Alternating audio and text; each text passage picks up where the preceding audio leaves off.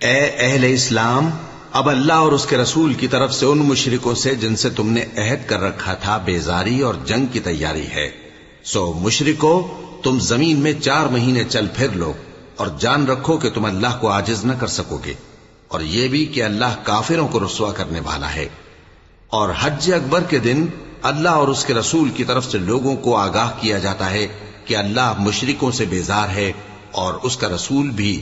اب اگر تم توبہ کر لو تو تمہارے حق میں بہتر ہے، اور اگر نہ مانو تو جان رکھو کہ تم اللہ کو ہرا نہیں سکو گے۔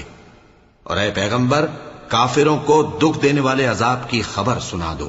البتہ جن مشرکوں کے ساتھ تم نے عہد کیا ہو اور انہوں نے تمہارا کسی طرح کا قصور نہ کیا ہو اور نہ تمہارے مقابلے میں کسی کی مدد کی ہو، تو جس مدت تک ان کے ساتھ عہد کیا ہو اسے پورا کرو، کہ اللہ پرہیزگاروں کو دوست رکھتا ہے۔ پس جب عزت کے مہینے گزر جائیں تو مشرک